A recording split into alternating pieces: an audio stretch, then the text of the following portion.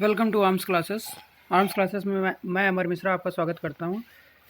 देखिए फ्रेंड्स, अभी वैकेंसी आई है, बहुत अच्छी वैकेंसी आई है बीएसएफ की। इसमें क्या है कि आप एएसआई बन सकते हैं। एएसआई क्या होता है? Assistant sub inspector. जैसे सब इंस्पेक्टर होते हैं जिनको आप दरोगा कहते हैं, उनके असिस्टेंट होते हैं। मतलब आप 4 से 5 सालों में आप एएसआई बन जाएंगे, फिर उसके बाद आप इंस्पेक्टर बन जाएंगे। और दूसरी वैकेंसी जो है वो हेड कांस्टेबल मिनिस्ट्रियल की है। बहुत बच्चे कन्फ्यूज हो जाते हैं, सर मिनिस्ट्रियल क्या है? तो मिनिस्ट्रियल वो होते हैं जो क्लरिकल काम करते हैं। मतलब इनको वार लड़ने नहीं जाना है। ये बीएसएफ की वैकेंसी है, लेकिन इनको वार लड़ने नहीं जाना है। ये क्या होता है कि जो भी जीसी होती है या फिर जो भी इनका हेडक्वार्टर होता है, वहाँ पर ये पोस्टेड होते हैं और वहीं से ये क्लरिकल काम करते हैं। जैसे किसी को एप्लीकेशन भेजना है, किसी की छुट्टी अलर्ट करवानी है, कौन आया है, कौन गया है, ये सारे रिकॉर्ड्स ये रखते हैं। तो देर न करते हुए जान लेते हैं। वैकेंसी बहुत अच्छी है। सैलरी लगभग 50,000 होगी स्टार्टिंग से। कितनी? 50K, 50,000 रुपये आपको मिलेंगे शुरुआत में। और बीएसएफ में सैलरी बहुत अच्छी है, अलाउंसेस बहुत अच्छे हैं। आपको पूरी आर्मी वाली फीलिंग आएगी। आप पाकिस्तान बॉर्डर पर जाने का मौका पाएंगे, बांग्लादेश बॉर्डर पर जाने का मौका पाएंगे। देख लेते हैं कि वैकेंसीज कितनी है, कौन कौन डाल सकता है। तो मेल और फीमेल दोनों डाल सकते हैं। पहली बात, मेल और फीमेल दोनों डाल सकते हैं। जो एएसआई है, मतलब जो स्टेनोग्राफर वाली पोस्ट है, वो सिर्फ एसटी के लिए आई है। केवल 11 पोस्ट है जो सिर्फ एसटी के लिए है। और जो हेड कांस्टेबल मिनिस्ट्रियल है, उसमें 312 पोस्ट हैं, जिसमें से जनरल की 154 अनरिजर्व्ड है, ईडब्ल्यूएस 41, ओबीसी 65, एससी 38 और एसटी 14। एक बार फिर से बता दें, हेड कांस्टेबल मिनिस्ट्रियल के लिए 154 वैकेंसी है, ईडब्ल्यूएस के लिए 41 है, ओबीसी के लिए 65 है, एससी के लिए 38 है, एसटी के लिए 14 है। टोटल 312 वैकेंसी आई हैं। सैलरी आपकी होगी 50,000 रुपये। आइए अब आपको बाकी चीज़ें बताते हैं। ये नोट्स दिए हुए हैं, ये आपके काम के नहीं है। इसमें बस बीएसएफ के रूल वगैरह दिए हैं, इसको आप परेशान ना होइएगा। एक्स सर्विसमैन के लिए एक अच्छी खबर है कि जो एक्स सर्विसमैन है, मतलब जो आर्मी, एयरफोर्स और नेवी से रिटायर्ड हैं या फिर जिन्होंने अर्ली रिटायरमेंट ले रखा है 10-15 साल के बाद, उनके लिए 10% वैकेंसीज क्या हैं? रिजर्व्ड हैं। अब सैलरी हम एक बार आपको पे स्केल बता दें कि जो एएसआई है उसका पे स्केल है लेवल 5 और जो हेड कांस्टेबल मिनिस्ट्रियल है उसका है लेवल 4। ये जो आपकी बेसिक पे होती है, इसका लगभग डबल सैलरी होता है सेंट्रल गवर्नमेंट में। तो 25,500 आपका बेसिक पे है, इसका डबल आप मान लीजिए कितना हुआ? 50,000, 56,000, 51,000। तो 51 में से आपके टैक्स वैक्स कटा के 45-46 हज़ार रुपये आपके इन हैंड आएंगे। नेशनैलिटी आपकी इंडियन होनी चाहिए। एज लिमिट जो सबसे इंपॉर्टेंट चीज़ है, कौन भर सकता है इसको? 18 से 25 साल की एज वाले भर सकते हैं। 18 से 25 साल के एज वाले। बाकी एससी एसटी ओबीसी को उसी अकॉर्डिंग छूट दी जाएगी। एससी एसटी को 5 साल की छूट दी गई है, ओबीसी को 3 साल की छूट दी गई है। सेंट्रल गवर्नमेंट एम्प्लॉई को जो सेंट्रल गवर्नमेंट एम्प्लॉई हैं, including serving BSF personal with 3 year continuous service, मतलब जो बीएसएफ में पहले से काम कर रहे हैं, वो 40 साल तक भर सकते हैं। और अगर एससी एसटी हैं तो वो 45 साल तक भर सकते हैं। कहने का मतलब है कि जो ऐसे आदमी हैं, ऐसे हमारे जवान हैं जो बीएसएफ में कांस्टेबल हैं, उनके लिए भी एक सुनहरा मौका है कि वो हेड कांस्टेबल बन सकते हैं, वो भी मिनिस्ट्रियल में, अगर उनकी एज 40 से ऊपर नहीं हुई है तो। और जो एससी एसटी भाई हैं उनकी 45। आगे आपको बताते चलते हैं। बाकी आप ये अपना एज वगैरह देख लीजिएगा, जो भी एक्स सर्विसमैन है। यहाँ पर मैं आपको जो जितनी क्रूशियल चीज़ें हैं वो मैं बता दे रहा हूँ। जो क्रूशियल डेट है determination of age limit SI और हेड कांस्टेबल मिनिस्ट्रियल का, वो 6 सितंबर 2022 है। मतलब आपकी जो एज है 25 साल से ज़्यादा नहीं होनी चाहिए। वो 6 सितंबर 2022 को 25 साल से ज़्यादा नहीं होनी चाहिए। आगे फिर से देखते हैं। आपको ये यहाँ एनेक्सचर बी, एनेक्सचर सी, एनेक्सचर डी में दिया गया है। अनरिजर्व्ड अ पर्सन सीकिंग, ठीक है। ये नेम ऑफ पोस्ट, ठीक है, ठीक है। जिनको, हाँ, एजुकेशनल क्वालिफिकेशन कितनी होनी चाहिए? जिन्होंने भी 12th किया है, असिस्टेंट सब इंस्पेक्टर स्टेनोग्राफर या फिर हेड कांस्टेबल मिनिस्ट्रियल, सिर्फ 12 पास हो। अगर आप +2 आपने किया है या फिर आप 12th पास हैं या आपने सिर्फ 12वीं तक की पढ़ाई की है, तो आप इस फॉर्म को भर सकते हैं। सोचिए, सिर्फ 12 पास करके आपको देश की सेवा करने का मौका मिल रहा है और ऊपर से आपको एक अच्छी सैलरी 50,000 रुपये कैंटीन कार्ड के साथ। कैंटीन कार्ड की सुविधाएं मैं आपको किसी एक वीडियो में बता दूंगा। अब इसमें स्किल टेस्ट में क्या क्या आएगा? अब मैंने आपको स्टार्टिंग में ही बताया था, जो मिनिस्ट्रियल पोस्ट होती है उसमें आपको क्लरिकल काम करना होता है। तो क्लरिकल काम कब कर पाएंगे? जब आपको टाइपिंग आती हो।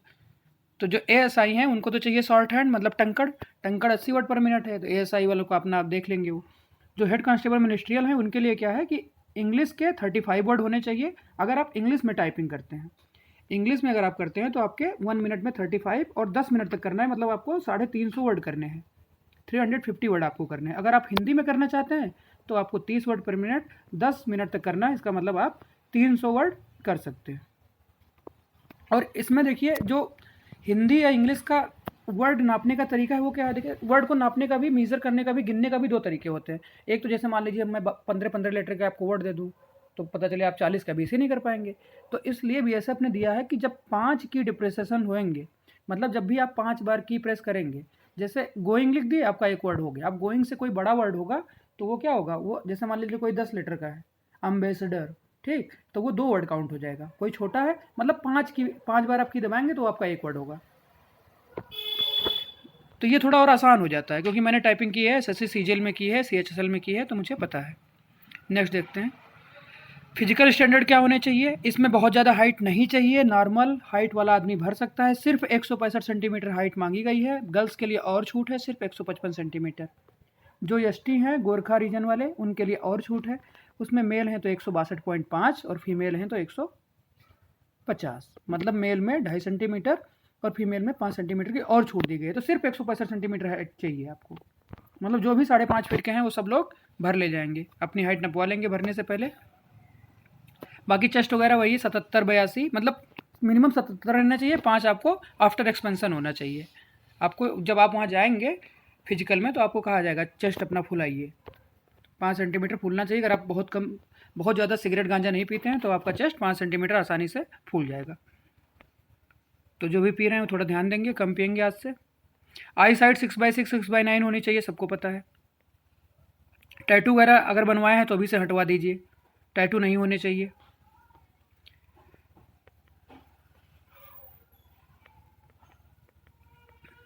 सिलेक्शन का प्रोसीजर क्या है ये मैं आपको बता दे रहा हूँ। जो फर्स्ट फेज है वो रिटन एग्जामिनेशन है, मतलब सबसे पहले आपको फॉर्म भरना है, उसके बाद आपका होगा रिटन एग्जामिनेशन। जो सेकंड फेज है, रिटन में जो पास होगा, सबके लिए नहीं है ये, जो रिटन में पास होगा उसका होगा फिजिकल मेजरमेंट। और जब फिजिकल मेजरमेंट ही है, इसमें आपको दौड़ नहीं लगानी है, ये भी आप समझ लीजिए ना, आपको दौड़ लगानी है। जैसे क्या होता है, जो सीपीएफ से आता है, चाहे उसमें कांस्टेबल है जैसे एसएससी हो गया, या फिर जो सीपीओ होती है जैसे उसमें एसआई हो गया, उसमें आपको दौड़ना होता है 1650 मीटर, फिर 100 मीटर दौड़ना होता है, फिर 13 फीट लॉन्ग जंप लगानी होती है, फिर 1 मीटर 1.2 मीटर हाई जंप लगानी होती है, फिर गोला फेंकना होता है। ये सब आपको इसमें कुछ नहीं करना है, बस आपकी सिर्फ हाइट 162.5 सेंटीमीटर होनी चाहिए और 165 सेंटीमीटर होनी चाहिए, उसी के अकॉर्डिंग वेट होना चाहिए। मतलब अगर आप एक नॉर्मल इंसान हैं तो आपका वेट कोशिश करिएगा कि 60 से 80 के बीच रहे। 80 से ऊपर अगर होगा तो दिक्कत हो जाएगी, जो 6 फीट से छोटे हैं। 60 से 80 के बीच रहे। बाकी आपकी कोई भी रनिंग नहीं है, कोई रनिंग नहीं है। बिना रनिंग के आपको आर्मी में जाने का बहुत सुनहरा अवसर है। टाइपिंग स्पीड मैंने आपको बता ही दी है कि हिंदी वाले 30 वर्ड पर मिनट और इंग्लिश वाले 35 वर्ड मिनट। फिर उसके बाद में आपका मेडिकल हो जाएगा। टाइपिंग के बाद आपका क्या होगा, डॉक्यूमेंट वेरिफिकेशन होगा, उसके बाद मेडिकल हो जाएगा। मेडिकल के बाद आपकी बढ़िया से हो जाएगी ज्वाइनिंग। रिटन एग्जामिनेशन का मैं सिलेबस आपको बता दे रहा हूँ एक बार कि सिलेबस क्या क्या है। इसमें एक और अच्छी बात यह है कि कुछ बच्चों को दिक्कत होती है, जो एसएससी दे रहे हैं उनको इंग्लिश में बहुत दिक्कत होती है, जो गांव से या दूर दराज से बच्चे हैं। तो यहाँ पर ऑप्शन है कि आप हिंदी या इंग्लिश में से कोई एक सब्जेक्ट चूज कर सकते हैं। आपका मन करे आप हिंदी दीजिए, आपका मन करे आप इंग्लिश दीजिए, लेकिन आपको फॉर्म भरते ही ये भर देना है कि मैं हिंदी दूंगा या इंग्लिश। ये नहीं कि यहाँ इंग्लिश सेलेक्ट कर लिए वहाँ जाके हिंदी कर दे रहे हैं, 0 नंबर हो जाएंगे 20 वाले। तो हिंदी या इंग्लिश जो भी आप चुनेंगे वो आपका रहेगा 20 नंबर का।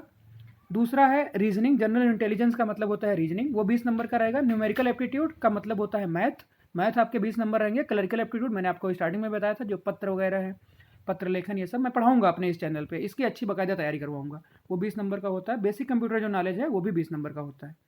टोटल 20-20 नंबर के 5 सेक्शन हो गए। लैंग्वेज कोई एक ही चुनना है, या तो हिंदी या इंग्लिश। हो गए 100 मार्क। 100 मार्क में से जो भी इसमें 70-80 मार्क्स ले आएगा उसका सिलेक्शन पक्का है। तो मेहनत आप लोग करिए, जुट जाइए, हमारी दुआएं आपके साथ हैं और हम आपको तैयारी कराते रहेंगे। मैं अपने बारे में बता दूं, मेरा नाम अमर मिश्रा है, मैं सीआरपीएफ में एसआई हूं, यूपी में एसआई में मेरा सिलेक्शन हुआ है। इससे पहले मेरा IB, SSC CGL, SSC CHSL, NDA, CDS, इन सब के मैंने मेंस तक के एग्ज़ाम निकाले हैं। मिलते हैं अगले वीडियो में। जय हिंद।